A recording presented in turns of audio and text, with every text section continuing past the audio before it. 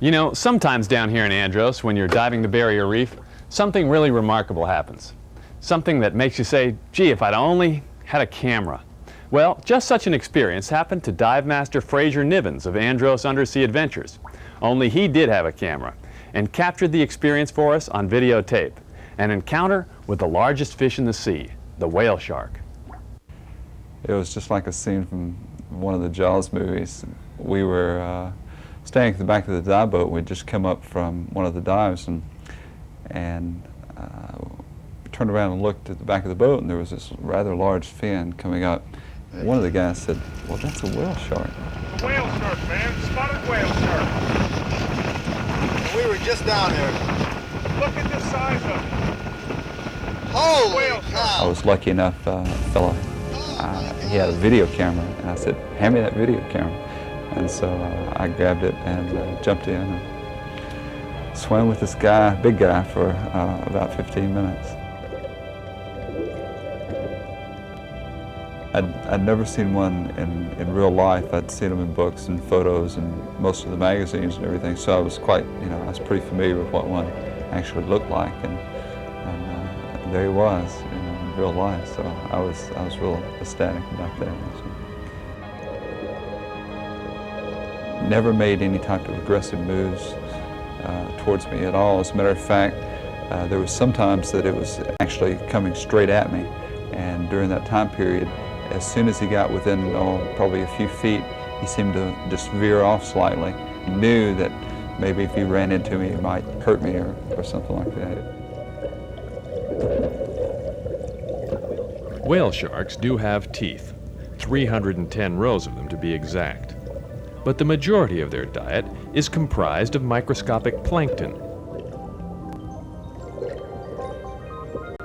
They swim with their mouths open, not as a threatening gesture, but to filter their food from the water through an elaborate gill raking system.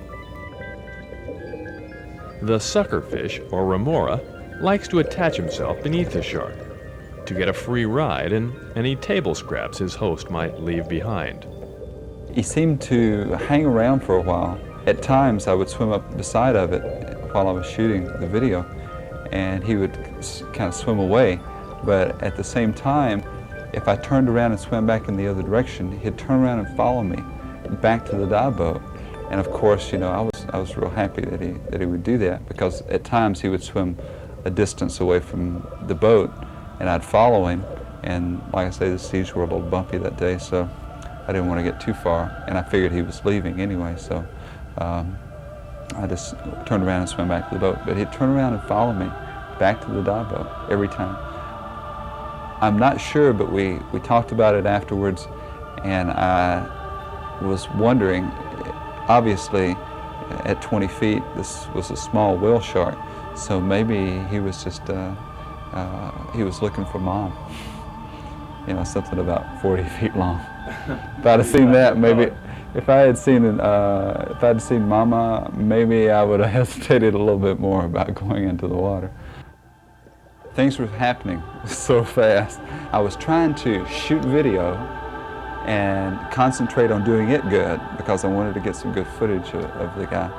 But I was also trying to experience this feeling of being able to swim with the whale shark. So things just all kind of run together. I was trying to concentrate on shooting video the right way, and then I was trying to concentrate on just the feeling of being in the water with this creature. The feelings I felt that day were, I was bubbling over with enthusiasm, and I was shouting through my snorkel, and come on in, it's great, And a couple of them said, no, not me. It's quite a fun day for me. It's one of the highlights of my life.